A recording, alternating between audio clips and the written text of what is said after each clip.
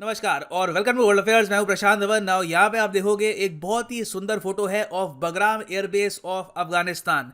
ये airbase strategically बहुत ज़्यादा इंपॉर्टेंट है। पहली बात तो इसकी लोकेशन बहुत ज़्यादा अच्छी है। ये एयरबेस बहुत ज़्यादा करीब है तजिकिस्तान के, इंडिया के, इवन चाइना बॉर्डर के आप अगर देखो तो काफ़ी करीब है। वखान कॉरिडोर के काफ़ी हद तक करीब है। ना इस सब के अलावा इस एयरबेस का जो इंफ्रास्ट्रक्चर है वो यूएसए ऑलरेडी बना चुका है। जब यूएसए ने 2001 में अफगानिस्तान पे कब्जा किया था तब से लेकर 2021 तक आप अगर देखो तो यूएसए ने अपना जो एयरबेस है यहाँ पर काफ़ी हद तक एक्सपेंड किया और इसको बना दिया था अफगानिस्तान में यूएसए का सबसे बड़ा एयरबेस। और रिसेंटली जो आपने न्यूज़ सुनी होगी कि तालिबान को हेलीकॉप्टर्स मिल गए, कुछ एयरक्राफ्ट भी मिले हैं, उसमें से ज़्यादातर आप अगर देखोगे वेपन्स वो मिले हैं बगराम एयरबेस से। तो स्ट्रैटेजिकली बहुत ही इंपॉर्टेंट है। नाउ अब रिपोर्ट यहाँ पर यह आई है कि चाइना का पहला टारगेट अफगानिस्तान में यही एयरबेस है। ये लोग चाहते हैं कि इसी एयरबेस से चाइना एंट्री करे इनटू अफगानिस्तान। रीज़न क्या है? देखिए, अफगानिस्तान के बारे में अब तो ये कहावत मशहूर हो गई है, आना बहुत आसान है, जाना बहुत मुश्किल है यहाँ से। तो चाइना का देखिए आप स्ट्रैटेजिक पॉइंट ऑफ व्यू से डिसीजन बहुत ज़्यादा लॉजिकल है। ये लोग कल को अपनी मिलिट्री प्रेजेंस अफगानिस्तान में बनाएंगे भी तो वो इस एयरबेस के इर्द गिर्द होगी, क्योंकि कल को अगर इनको जल्दी से इवैक्यूएट करना हो, चाइनीज सोल्जर्स को निकालना हो, तो इसी एयरबेस से निकाल सकते हैं, क्योंकि यहाँ पर जो स्ट्रिप है ये भारी भरकम ट्रांसपोर्ट एयरक्राफ्ट को भी कैरी कर सकती है। तो दिस इज़ वेरी इंपॉर्टेंट। और चाइना का देखो यहाँ पर टेक ओवर बहुत ज़्यादा मैं कहूँगा करीब है, क्योंकि ये स्टेटमेंट हाल ही में दी है यूएसए की एक्स डिप्लोमेट निकी हेली ने। इन्होंने यहाँ पर ये कहा है, China trying to take over Bagram airbase in Afghanistan. Now इसके अलावा निकी हेली ने यहाँ पर यह भी कहा है कि चाइना का जो यहाँ पर लॉन्ग टर्म गोल है वो ये है कि ये लोग इस्तेमाल करेंगे पाकिस्तान को अगेंस्ट इंडिया। ये कैसे करेंगे? एक बार अफगानिस्तान में अपनी प्रेजेंस काफ़ी हद तक बना दी तो काफ़ी बार जो यहाँ पर मुजाहिदीन है ये पाकिस्तान के थ्रू अटैक कर सकते हैं भारत को। तो ये एक लॉन्ग टर्म इनका ऑब्जेक्टिव है। और निकी हेली ने यहाँ पर कैटेगोरिकली ये कहा है कि जो बाइडन को कुछ ना कुछ थोड़ी बहुत प्रेजेंस रखनी चाहिए थी अफगानिस्तान में। ऑल टुगेदर इतना जल्दी से जो पुल आउट कर लिया है, इससे हमने सीधा सीधा यहाँ पर एक वैक्यूम, एक एम्प्टी स्पेस क्रिएट कर दिया है जो चाइना आज के समय फिल करने की कोशिश कर रहा है। नाउ चाइना के इंटरेस्ट क्या क्या है अफगानिस्तान में, ये थोड़ा सा और इन डेप्थ डिस्कस करते हैं, मगर आगे बढ़ने से पहले आपसे मैं एक क्वेश्चन पूछूंगा। सिंस बगराम एयरबेस अफगानिस्तान का सबसे बड़ा एयरबेस है जो यूएसए ने बिल्ड किया था, मैं यहाँ पे आपसे ये पूछ रहा हूँ कि भारत में भारत का सबसे बड़ा एयरबेस कौन सा है? ये है यहाँ पे आपकी option, Hindon air force station, Tawang air force station, Jalandhar air force station या फिर Halwara air force station. Comment section में करिए आंसर। सही आंसर मैं आपको दूंगा वीडियो के अंत में। नाउ फर्स्ट ऑफ ऑल यहाँ पे आपको समझना होगा कि जो बाइडन ने रिसेंटली कहा क्या था और इसके रिस्पॉन्स में निकी हेली की जो स्टेटमेंट है ये कितनी इंपॉर्टेंट है। जो बाइडन ने हाल ही में अमेरिकन जनता को ये बताया कि देखिए हमने अफगानिस्तान से इतनी जल्दी पुल आउट इसलिए किया क्योंकि यूएस फोकस करना चाहता है चाइना और रशिया पर। ये इनकी लिटरल स्टेटमेंट थी। जो बाइडन ने यहाँ पर यह कहा कि 2001 के जो हमारे चैलेंजेस थे वो पीछे जा चुके हैं, अभी के लिए हमारे सामने हैं 2021 के चैलेंजेस। तो मेरा काम यहाँ पर अभी के लिए यह है कि अमेरिका को 2021 के थ्रेट्स के लिए प्रिपेयर करूँ।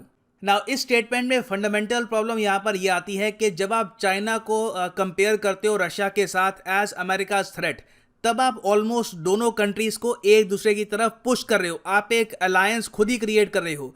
ये एक बहुत ही लॉजिकल बात है। डोनाल्ड ट्रंप ने ओपनली कह दी थी कि रशिया पर सैंक्शंस लगा लगा कर, रशिया को बार बार हम थ्रेट बोल बोल कर ऑलमोस्ट धकेल रहे हैं, पुश कर रहे हैं टुवर्ड्स चाइना, और हम खुद ही यहाँ पर रशिया और चाइना की एक अलायंस क्रिएट कर रहे हैं। तो एक तो मैं यहाँ पर यह कहूँगा बाइडन को कोई आवश्यकता नहीं थी कि चाइना के साथ रशिया का नाम लेने की, मगर आई थिंक इनकी पॉलिसी यही रहने वाली है कि आने वाले सालों में यूएस बहुत ज़्यादा सख्त रहेगा ऑन बोथ दीज कंट्रीज। ना दूसरी प्रॉब्लम यहाँ पर यह आती है जो निकी हेली ने हाईलाइट भी यहाँ पर करी है कि अफगानिस्तान से ठीक है आप बाहर तो निकल गए, मगर आप इस तरीके से बाहर निकले हो कि चाइना अब आराम से यहाँ पे कब्जा कर सकता है और धीरे धीरे यहाँ पे अपनी जो प्रेजेंस है ये बढ़ा सकता है। और ये कैसे करेंगे? सबसे पहले जो यूएसए के टैक्स पेयर से बना हुआ एयरबेस है उसको ही कब्जा कर। अब एक टाइम पे मैं आपको ये बताऊं, आज से 1 साल पहले मैं आपको अगर ये कहता कि यूएस अपने बहुत सारे वेपन्स छोड़ के चला जाएगा अफगानिस्तान में और तालिबान की मिलिट्री बिल्कुल आपको एक मॉडर्न आर्मी की तरह दिखेगी, यहाँ पे आपको सोल्जर्स दिखेंगे with M4 rifle, night vision glasses, तो शायद आप यकीन ना करते, शायद मैं भी यकीन ना करता कुछ हद तक। मगर हम आज के समय देख रहे हैं कि ये हुआ है, और कोई बड़ी बात नहीं है यहाँ पर कि यूएस टैक्स पेयर से बना हुआ बगराम एयरबेस चाइना इस्तेमाल करे इन द नियर फ्यूचर। और इससे होगा क्या, इससे लॉन्ग टर्म में ये इंडिया के इंटरेस्ट को हर्ट करेंगे। तो बाइडन ने यहाँ पे अचीव क्या किया है, एक बहुत ही इंपॉर्टेंट कंट्री से जल्दी से अपनी फोर्सेस निकालकर अपना एक बहुत ही इंपॉर्टेंट एलाई इंडिया उसके लिए खड़ी करती है बहुत बड़ी प्रॉब्लम। और इसलिए निकी हेली ने यहाँ पर अपनी स्टेटमेंट में ये भी कहा था कि जो बाइडन की अब जिम्मेदारी बनती है कि जो क्वाड कंट्रीज हैं, countries like India, Japan, Australia, इनको प्रॉपरली बैक करे, क्योंकि अब यूएसए की जो फॉरेन पॉलिसी है ये इन 3 कंट्रीज पर ही टिकी है। इन द फ्यूचर अगर चाइना को काउंटर करना है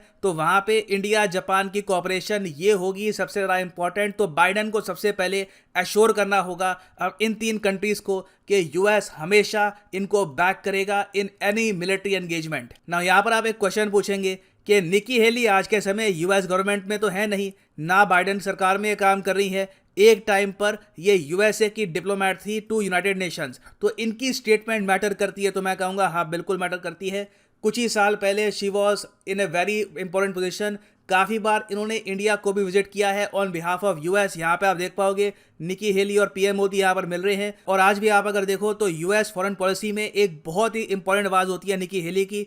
काफ़ी जो इनकी प्रेडिक्शंस थी अबाउट अफगानिस्तान, चाइना और इवन कुछ हद तक मैं कहूँगा अफ्रीका, वो बिल्कुल सटीक साबित हुई है। ना अगला क्वेश्चन यहाँ पर आप ये पूछोगे, ठीक है तो क्या चाइना सिर्फ भारत को हर्ट करने के लिए अफगानिस्तान में आएगा? तो इसका आंसर है ऑब्वियसली नहीं।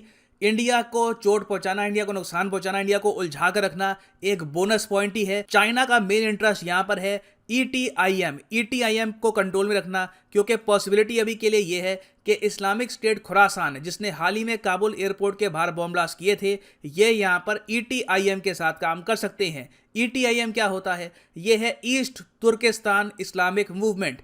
जिन उइगुर मुस्लिम्स पर चाइना की आर्मी ने अत्याचार किए हैं, जिसको पाकिस्तान मानता नहीं है कि ऐसा हुआ भी था, उन लोगों ने बना दिया है एक प्रॉपर संगठन ईटीआईएम। और ये आज के समय चाहते हैं सपोर्ट तालिबान का या किसी भी ग्रुप का जो इनकी हेल्प करे यहाँ पर जो ये शिंगजियांग प्रोविंस है चाइना का, इसको तोड़ने के लिए। ऑलरेडी यूनाइटेड नेशंस की रिपोर्ट हमको ये बताती है कि 500 जो ईटीआईएम के फाइटर्स हैं ये पहुंच चुके हैं अफगानिस्तान में ट्रेनिंग के लिए। इनको यहाँ पे मिल रहे हैं वेपन्स, और हो सकता है कि वापस चाइना में एंट्री करे। और पॉसिबिलिटी है कि जिस तरीके से चाइनीज नेशनल्स पे अटैक हो रहे हैं इन पाकिस्तान, उसी तरीके से चाइना में भी आतंकवाद होगा इन द नियर फ्यूचर। और यहाँ पे मैं बात कर रहा हूँ मेनलैंड चाइना की। तो एक तो है यहाँ पर चाइना का सिक्योरिटी कंसर्न, ऑब्वियसली वो चाहेंगे कि अफगानिस्तान में उनकी प्रेजेंस रहे, ताकि अगर कहीं भी ईटीआईएम बनाता है अपना ठिकाना तो चाइना उसको प्रॉपरली टारगेट कर पाए। दूसरा यहाँ पर इशू है माइनिंग का।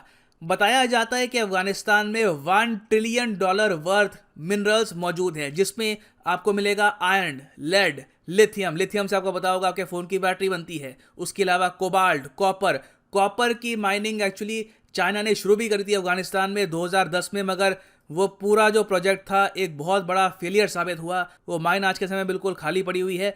मगर चाइना अभी भी चाहता है कि और ज़्यादा एक्सप्लोरेशन करे अफगानिस्तान में। और चाइना के साइंटिस्ट ये मानते हैं कि एक्चुअली अफगानिस्तान में सबसे ज़्यादा आपको रिजल्ट मिलने वाले हैं यूरेनियम के। ये चाइना की कई स्टडीज बता चुकी हैं कि यूरेनियम कोल यहाँ पे बहुत ही बड़े स्केल पर मौजूद है, बस इसकी अभी तक खोज हुई नहीं है। फिर फाइनली यहाँ पर एक और एस्पेक्ट आता है रेयर अर्थ मिनरल्स का।